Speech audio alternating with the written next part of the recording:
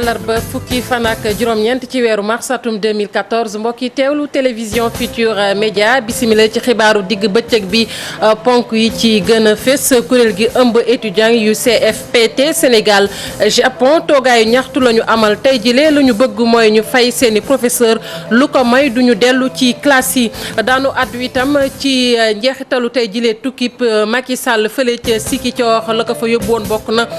ci lancé programme boobu ñeel yokkuteeb diwaanu Casamance foofeet Macky Sall yëkkati fa ay kàddu di sàkku ngir jàmm delsi ca Casamance mu mel ni nag ñenn ci njiitu MFDC yi am na nu ko gisee ñoom la ñu seetlu mooy dañu leen a sax beddi ci mbir moomee ba tax nag ñu doon ko ñaxtu daanu ci ànd ak suñu naataango ba ñu fa nekkal di Boubacar Diassi tey jile xibaar yi daanu ko yaatal nag ci napp geeg nappkat yi jafe-jafe yi ñuy faral di jànkonteel daañu dem ba Joal foofe nag nappkat yi dañoo daal di fippu lu ñu bañ daal mooy ñu samp fa ab usine de transformation bi nga xamante ne bëgg nañ ko faa def te loolee ñu gis ni bu ñu ko defee seen liggéey dana tagga tembe wàllu tàggat yaram daañu wax ci fukk ak juróom-benn lu final bu coupe de la ligue tey jii lay tàmbali juróom-ñetti jongante ñu wàññi ko dana xewee ca stade Demba Diop stade Caroline Faye ak yeneen stade lii buñ ci toftalee lu yéene kaay xëyandoo tey jii lee xibaar yi yemb bu ngeen taaxir la tuuti ñu fañ fàccee ko.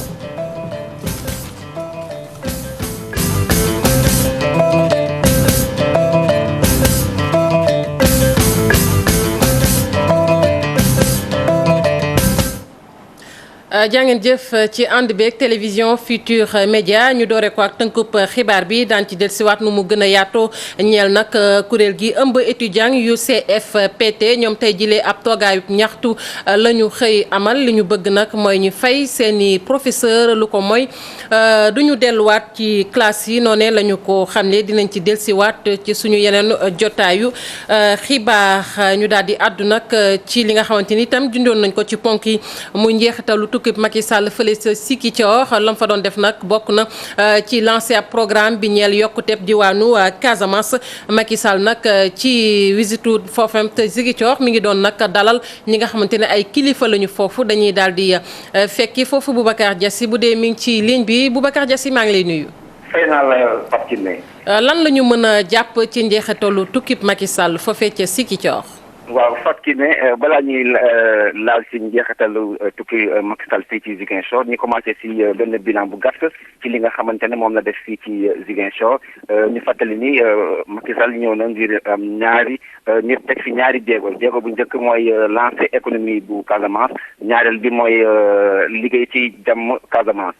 ci jéego bu njëkk bi jot naa lancer li ñuy wax PPDC projet pôle de développement de la Casamance bi nga xamante ne ñëpp xam nañ ko léegi njëg ji 23 milliards la waaye mu teg ci it ci wàllu éducation 20 milliards pour Casamance lépp ci ñaareel fan bi ci la commencé ay audience am njiitu réew mi nag waxoon na ko ci commencement laata muy ñëw fii ci Ziguinchor ñu dafa bëgg ñëw Casamance wax directement ak Casamance yi du am benn intermédiaire def na ko bésu mardi bi yëpp Casamance ba mu daj la daje maanaam woo leen fii ci gouvernance Ziguinchor di leen dugal benn par groupe ñu ràññee ci ni jot naa waxtaan ak roi Oussouye yi damay leen fa ay ñaari tracteur famille chérifienne ñu nekk Bignona it également jot naa waxtaan ak ñoom ñooñu sax bu ñu génnee jot naa waxtaan ak man mi jot naa waxtaan ak seen porte parole nee na ma am nañu 200% de satisfaction ci njiitu réew Macky Sall ñu seet ni yëpp ni Macky Sall ku woyof la ki nga xamante ne vraiment mosoo xam boo ko gisee télé doo xam ni ki nekk ni la woyofee ku baax la it wax nañ ma ko ñu jàpp ni ci bilan bi ba léegi ci audience yi am na benn kuréel bi nga xamante ne moom mooy famille des victimes du Joola ñoom nee nañu xaar nañu bi 4h30 du matin Macky Sall jotu leen gis loolu nag la ñuy jàpp ci audience yi kon tey li nga xamante ne moom mooy ñetteeli fan te mujjitel fan bi ci visite bi ne mu ngi continuer fu mu nekk nii gouvernance audience yi maa ngi nii di gis ay nit di dugg di génn waaye it tey si ngoon bu soobee yàlla 16h30 lay daal di baptisé maanaam tudd université Assane Seck bu Ziguinchor kon ñu jàpp ni loolu mooy visite Macky Sall fii ci Ziguinchor côté sécurité gouvernance fu mu nekk nii dafa mel ni palais de la République dañuy fu mu nekk nii ñu ngi filtrer les entrées et les sorties Fatou Kiné Boubacar Diassine di ko jaajëfal bu baax ci fàttali mooy suñu ndaw lu ñu toogal foofee ca Ziguinchor ca Vélingara la ñu jëm foofu nag ñàkkub xëyub ndaw ñi doon na ay jafe-jafe waaye nag am nañu yaakaar ak projet bi nga xamante ne teg nañu ko tamit pôle de développement de la Casamance muy yokkuteeb Casamance ñoom am nañu yaakaar ne lii kat bu sottee seen jafe-jafe mën naa jeex rawatina ak seenub xëy Abdoulaye Diallo. ci téeméeri usines yi ci biir réew mi yu ne fii ci Kolda lu toll ci 0,08 ci yooyu usines ñoo fi nekk moo tax diwaanu Kolda daa sori lool diwaan bi nga xam ne ay ndawam mën nañu fi am xëy ni mu waree te muy mbir bi tax ñàkkum xëy di fi gën di yokku li ni mel moo xew ca Vélingara fu ndaw yi fa yeewoo amatuñu benn yaakaar am xëy boo xam ne mun nañ ne liggéey bu garanti la. dañuy jànkonteel ay problème utum liggéey si wàllu ndaw ñi ñun ndaw ñi nee nañ loolu war na fi jóge ndax nekk na loo xamante ne mun ñuy sonal ñun ndaw ñi di nga gis ay diplômé yu bëri ci biir dëkk bi ñi fi nekk toog di naan ataaya fekk amuñu wax dëgg fay ku leen di wàllu ci loo xamante ne mooy utum liggéey gisuñu lenn loo xamante ne dina permettre état bi lu ñuy def loo xamante dina permettre ndaw ñi ñu jóg liggéey. ci jigéen ñi ñoom it dañoo am jafe-jafe ngir jot ci koppar yi ñu war a suqalee seen i yëngu-yëngu moo tax ak pôle de développement bi chef de l'état di lancé nii fii ci Casamance waa Kolda ñoo yaakaar ne loolu mën naa bokk ci luy wàññi coono bi ñuy jànkonteel. lépp lu jëm ci ay liggéey ci ay mbay wala yu demee noonu ci zone ci dëkk yu ndaw yi la nekk donc war a mën ut li ñuy wooyee ay piste de production dafa nekk njëriñ pour askan boobu. parce que mbayum ceeb tey buñ ko réussiroon ni mu waree dina doon tax ba autosuffisance alimentaire bi nga xam ne ñu ngi koy wut dinañ ko am bu soobee yàlla te Casamance dafa bokk ci région bu nga xam ne fii la cosaanu mbayum ceeb nekkoon ci Sénégal. askanu Kolda ñoo yàkkamti gis projet yi leen chef de l'état digoon ci jamonoy conseil des ministres décentralisé biñ fi amaloon ci weeru avril bi weesu. gannaaw xëyub ndaw ñi ca Vélingara ci càmm gi la ñuy àddu fële ca fa nga xamante ne nag moom mooy Louga foofe nag ñu gis ni ñi nga xamante ne ñoom ñooy sàmmkat yi ñoom koppar yi nga xamante ne dañ leen koo lebaloon ngir ñoŋal seenub liggéey koppar yooyee ba nëga ni fayaguñu ko jëriñ diñ dénk wàllu càmm gi mi ngi fa doon amal ab nemmiku sàkku na nag ci ñooñu nga xamante ne ñoom ñooy sàmm yi nañu def seen kéemtalaay kàttan ba koppar yi ñu fay ko ñu ànd ci ak Thierno Fall. ci tukkib nemmeeku bi nga xamee ni si jëwriñ ji ñu dénk wàll càmm gi amal na ko ci yenn ferme yi nekk ci diwaanu commune bu Louga ak li ko wër jëwriñ ji nemmeeku ne yenn jéego yu am solo yu nga xamee ni sàmmkat yi amal nañ ko jëm ci modernisation wàllu googu. mais ferme yooyu ñu gis yëpp gis nañu ni seeni borom wax dëgg yàlla am na effort yu baree bari yoo nga xam ni def nañu ko parce que lépp lu jëm ci wàllu modernisation élevage li nga xam ne moom moo ci gën a taxaw mooy ñu am habitat bu amélioré pour le cheptel donc loolu amélioré nañu bu baax habitat bi beneen bi tamit ñoom ñëpp ña nga denc li ñuy dundale seen liggéey boobu nag nguur gi dugaloon ci loxoom bu baax ginnaaw bu mu financé yenn projet ci wàllu càmm gi ci FONSTAB bi waaye koppar yooyu liñ ci nemmeeku mooy tey jii yarkat yu bëri delloowuñ ko ci banque yi loolu nag indi gàllankoor ngir ñeneen man cee jëfandiku. atte bor fay rek moom moo koy atte te comme yéen bu fekkente ni da ngeen di jël te delloowu leen da ngeen di xañ ñeneen moi je crois que war nañoo def effort pour mën a rembourser te damay am kersa toujours bu ñu génnee bor yi rek ñu ni Louga kenn ëppalewu leen ci bor yi kon nañu góorgóorlu ñu fay ñi ngi saytu projet yi ñu war a saytu xool ndax projet yi war naa yéeg ci kaw bu yéegee ci kaw cela signifie que ay bon projet la ay projet yu am rentabilité la mais nag bu ngeen bëggee jot ci alal ji nga xam ne mooy tax projet yooyu ngeen def ko bor du am rek. Aminata Mbengue Ndiaye mi ngi jeexale tukkeem bi ci daral gu Louga fi nga xamee ni rek ñu ngi ko fi teeroo ak yenn bëgg-bëgg yu nga xamee ni si mi ngi jëm ci wàllu sécurité bërëb bi ci loolu mu xam ne ni njiitu réew mi aar jur gi nekk na ab priorité ci moom looloo tax ba ministère am mi ngi séentu lu tolloo ko ñaar téeméeri volontaire yoo xam ne si fas yéene nañ ko jébbal ci lu soxal xeex bi nga xamee ni si ñu ngi koy xeex càccum jur gi. réewum Sénégal ak France taxaw nañu temm nag ngir liggéey bu soxal aar kaaraange gi dooleel ko ci réew yi fare Afrique sowu jant laata ñu yegg ci ndajep francophonie bi teg nañu ab programme xayma nañu ko ci ñeenti téeméer ak juróom-benn fukki million ci suñuy koppar liñ ci jublu nag moom mooy gën a xeex way fipp yi laata ñu egg nag ci ndaje moom nga xamante ne daañu ko amal ci weeru novembre atum 2014 ñu teewlu jëruñ diñ dénk lépp lu jëm ci biir réew mi Abdoulaye Daouda Diallo ak ndaw li toogal France fii ci Sénégal di Jean-Félix Pagano ci micro Fatima Ba. dafa am non seulement dafa war a organiser sommet de la francophonie bi mais aussi dafa nekk ci situation bi nga xam ne xaw na doy waar tuuti parce que suñu dëkkandoo yëpp maanaam ñoo ngi dund terrorisme bi muy Mali si nord Mali mais aussi Mauritanie xam ngeen ko donc ñu nit il faut ñu def prévention pour jàngoro bi ba yëgg ci réew mi donc loolu rek moo waral programme bi mais ñu xalaat tamit que war nañu ci sóor xale yi pour justement ñu dimbal leen ñu bañ justement dugg ci nu mu gën a yombee ci terrorisme bi donc di remercier surtout France rek ak aide bi nga xam ne ndimbal bi nga xam ne mu ngi def ci réew mi surtout ci wàllum boobu mais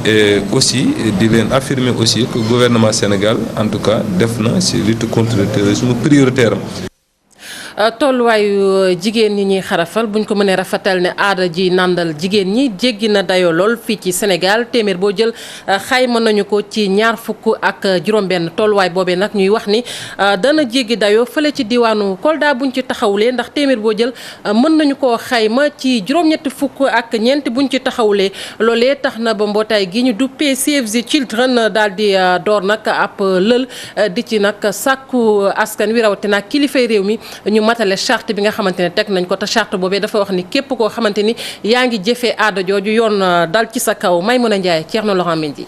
ci atum 1999 la ñu voté woon loi bi dakkal xarafal jigéen ñi fii ci Sénégal boobu ba léegi juróom-ñetti nit lañu ci teg loxo muy lim bu néew bu ñu sukkandikoo ci direction bi yëngu ci wàllu crime yi. même su ñu xam loi bi tam dañ ko gisee ni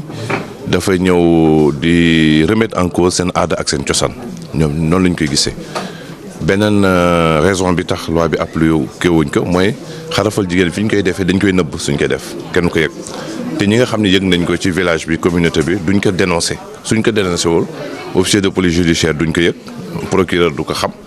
te duñ leen mën topp. moo ne de taxawal nañu fii ay pexe 2010 ngir fileeg 2015 du ñu jàppati kenn muy xarafal jigéen. boo ko jëlee tey ci wàllu xayma ñi nga xam ne bi aussi def nañ déclaration ci bàyyi bi bëri na mais aussi ñi nga xam ne ñu formé nañ leen ci wàllu droit bëri na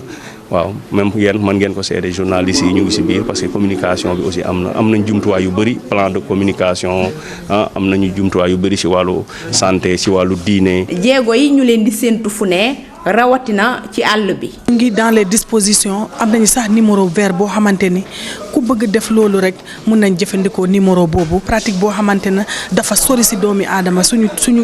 culture la suñu tradition la suñu coutume la donc pour nit ki gis dara ba ñemee jël numéro bi oote pour dénoncer loolu moo nekk jafe-jafe bi. bu fekkee sax nee nañu loi bi ñu fi teg ngir ñi yëngu ci xarafal jigéen ñi ñu bari umpule nañu ko. daan yaa ngi fii dalee ko juróom benn weer ba ci juróomi ati kaso mën nañu cee tëj nit ki sax giir gi dundam bu fekkee ki mu ko def daf cee jaar ñàkk bakkanam. njiitu jëwriñ ni Aminata Touré rafetlu na bu baax li nga xamante ni ñoom ñooy bay ceeb fii ci Sénégal mi ngi doon nag nemmeeku stand ya nekk fële ca Fiara ba gannaaw loolu nag daal na yëkkati ay kàddu di sàkku nag ci ñi nga xamante ne nag ñoom ñooy jagleel suuf si ñu fexe ba jagleel ko jigéen ñi itam ngir mbay mi gën leen a mën a yomb Aminata Touré doon nemmeeku lu ni mel ànd ci ak jëwriñ ji ñu dénk wàllu mbay mi ak jëwriñ ji ñu dénk càmm ji wàllu ceeb bi buñ ci desee dañuy wax it matuwaay bi nga xamante ne jël nañ ko te du yàgg lool muy wàllu mburu nag nee nañ du yàgg lool dinañ ko mën a defar ci ceebu Casamance bi mu doon loo xamante ni lu mën a doon la ndax ab promoteur moo taxaw temm ngir gunge projet boobee ci dooleelu ñi nga xamante ne ñoom ñooy kilifay réew mi ñu daat koy ñuy ànd ci ak ki nga xamante ne nag moom mooy directeur général bu Sodagri Moussa Baldé ci micro Boubacar Diassi. dañuy liggéey ci programme bu tudd en route vers l'autosuffisance dafa bëggoon wane fi benn mburu bu nga xam ne ceeb lañ ko defaree te wane aussi informé ni ko mburu boobu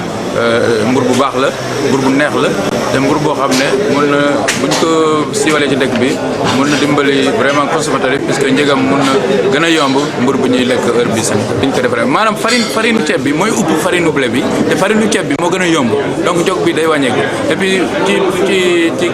ci mbirum santé aussi mbur bu baax la te dina ne xam naa séeréer yi dinañ ko bëgg lool comme ni ko El Hadj Diouf waxee woon fële ci Paris dafa waxoon ne moom léegi benn match moo ko vraiment soxal mooy match pour autosuffisance en riz loolu la bind ci maillot bi mooy maillot am léegi dafa waxoon ne vraiment bëgg na dimbali Sénégal bu dimbal ministère de l'agriculture ndax ñu mun a atteindre objectif boobu mooy populariser autosuffisance en riz def ko volonté populaire. ci wàllu cosaan ak aada waykat bi di Waziz Diop dana tëgg ci Institut français de Dakar loole nag dana bokk kon ci bis bi nga xamante ne ci la ñu jagleel wàllu francophonie di ko ci màggal concert boobee nag tax na ba ki nga xamante ni moom mooy waykat bi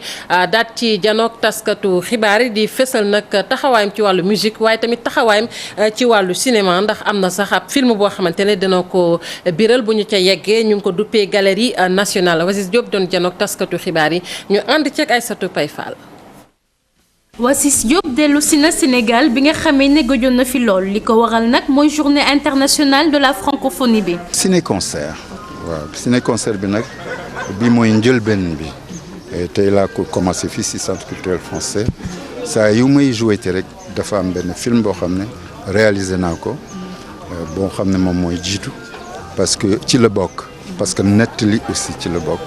woykat bi di Waziz Diop fas yéene def benn concert fii ci Institut français de Dakar bu boobaa mu fësal li di documentaire bi muy tuddee Galerie Nationale. Galerie Nationale waaw du ma ci wax dara nag lu gën a neex ci ndaje mooy daal lu la bett xam nga moom loo xam ne xam nga ko ba pare matul sax ngay dem ndaxte xaw ma loo fay wuti parce que nettali nañ ko mi ngi mel ni rek moo am benn film boo xam ne nettali nañ la ko ni mu commencé kaway war a dee film bi ni muy jeex xam nga doo sawar pour dem seetaan ko loo tax. film boobu damay bàyyi rek ñi nga xam ne am nañ ci cawarte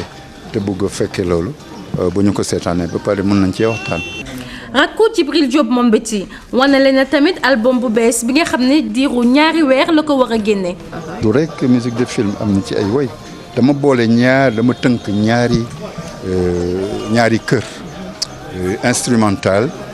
ak woy moom laa boole album bu gudd nag.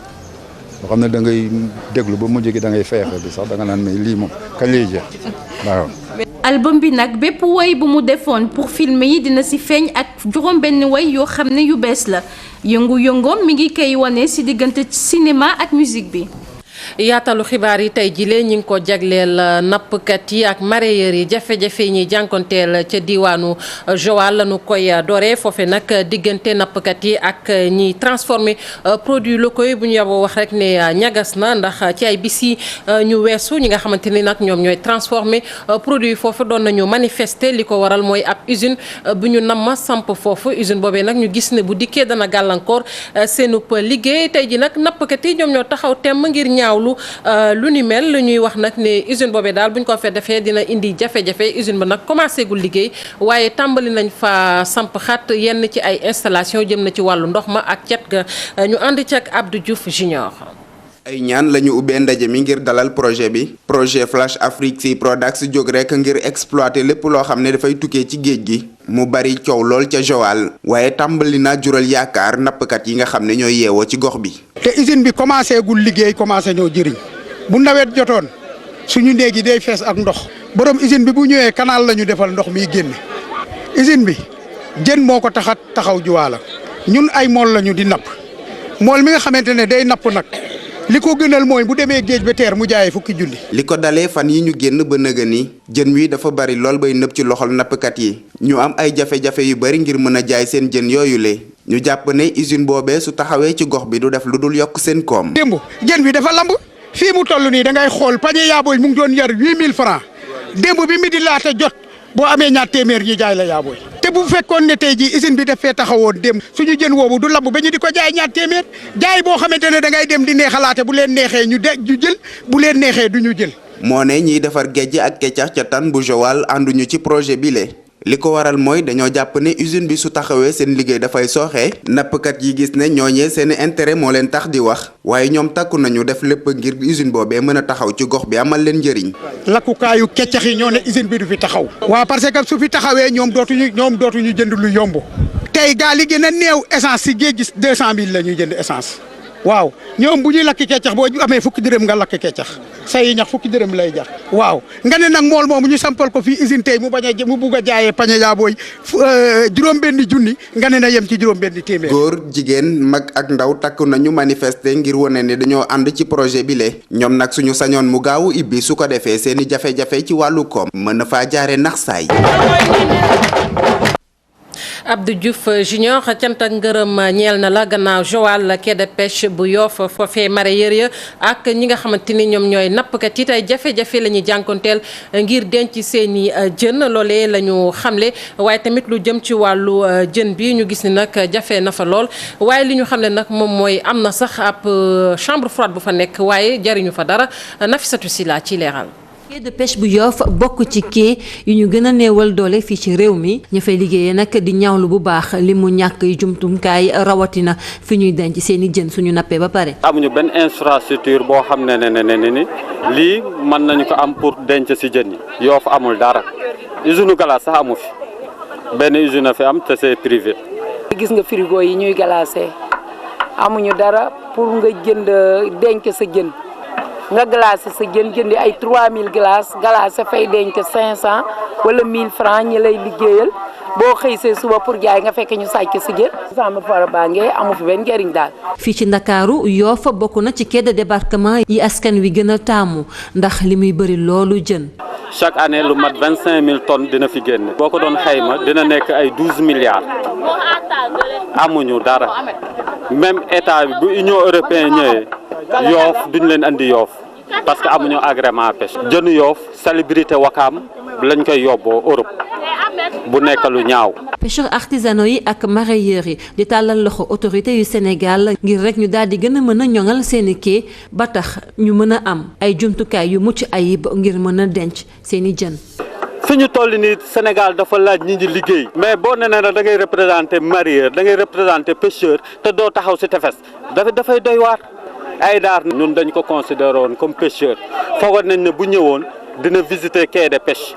xool lan lay laaj mais Aïdar bi mu ñëwee ba léegi tegul tànkaam Yoff c'est pas normal. quai de pêche bu Yoff am na naam benn chambre froide boo xamante ne ma nga fa nekk war na mat fukki at te ba léegi ni si doxul ndax ñàkkum courant ba bi ñu nemmeeku ci quai ba yépp.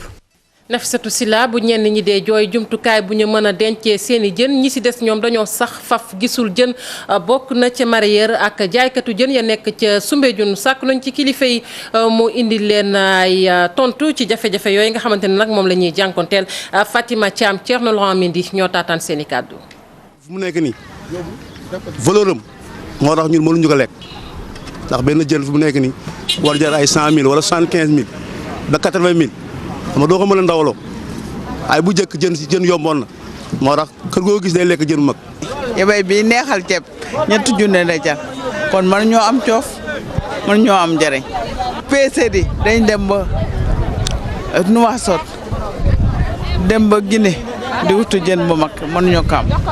kon jën bu mag bi dem na. ñàkku jën bi du dara géej gi la ñu sëf lu mu antalatul nuurkat yi chaque année. jën dina dugg ndaka Sénégal mais plongeurs yi seen bopp ñoo koy ramasser ba mu set amul benn mool buy napp ak caas di ko jàpp. bu ma amulee yabay du ma liggéey ginnaaw yàlla ak yonent bi si jën yi rek lañu yaakaar waaw lu ñu yóbbu suñu waa kër ak suñuy njaboot. fii jën bu bees sàq lañu jaay bu ñu jàppale woon suñu géej gi amuñu lu dul géej gi yaakaaruñu tam lu dul géej gi nañ ñu jàppale bàyyi ñu fi jën yi ndax ñu mën a gis jën yu baax yu ñuy jaay.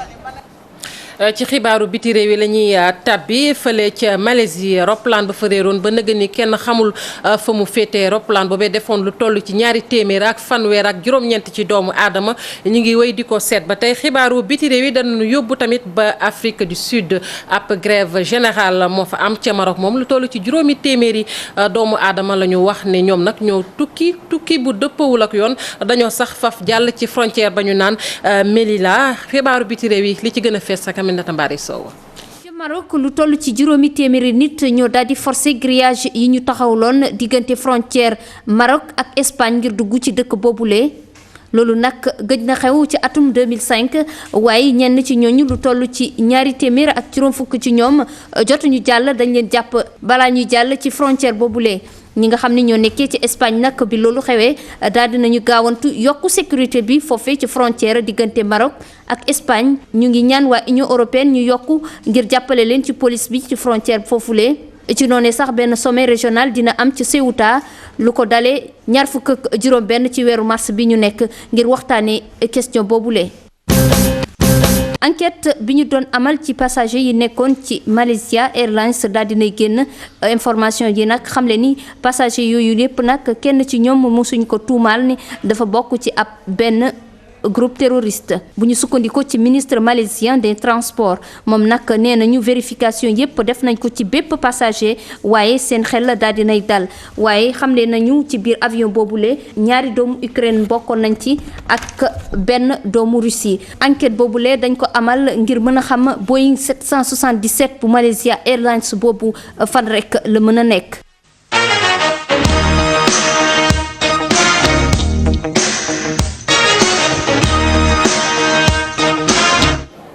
leer naag bàkk bi ñu ngi ci xibaaru tàggat yaram yi ñu di ko tàmbali ak fukk ak juróom-benneelu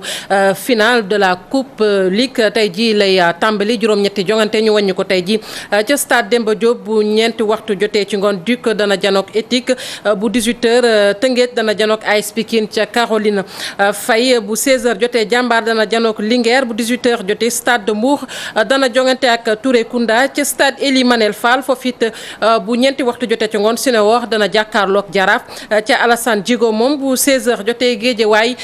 FC dana jàkkaarloo ak Fort ca Richard Toll foofu it nañ jàpp ni Assur dana jàkkaarloo ak Snaps ca Daha moom bu 16h jotee Daara AS Douane lay doon ñu jàpp nag fukk ak juróom-benneelu final boobu dina wëy ba suba ci alxames ji leneen ci xibaaru tàggat yaram yi muy taskatu xibaar bi nag xam-xamam màcc lool ci wàllu tàggat yaram moom rafetlu na lu soxol Ligue 1 bu Sénégal nee na nag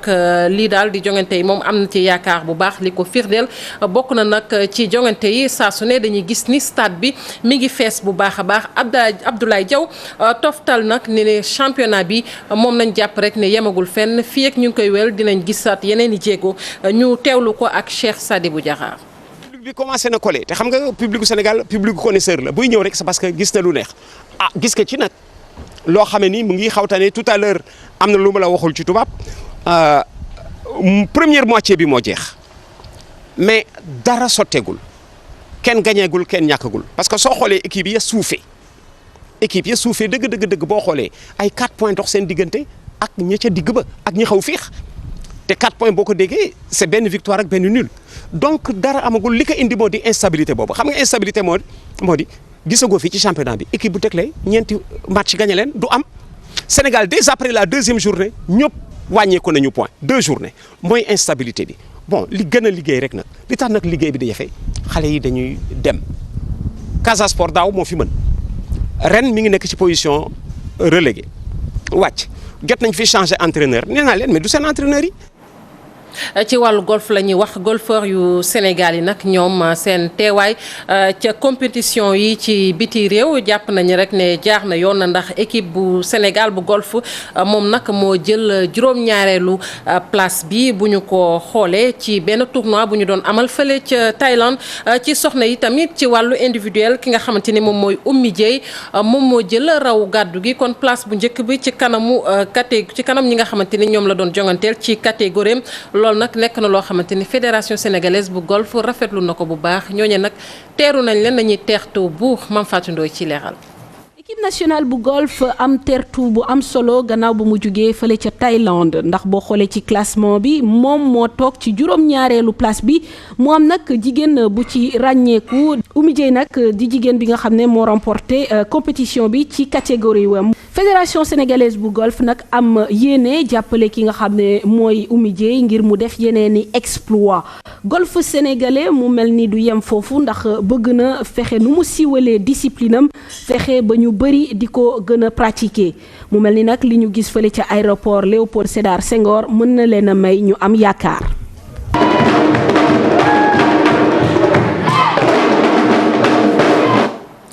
ñu ànd yër li yéen kay xëyandoo tey jile Fatimata Ba lañ ciy àndal.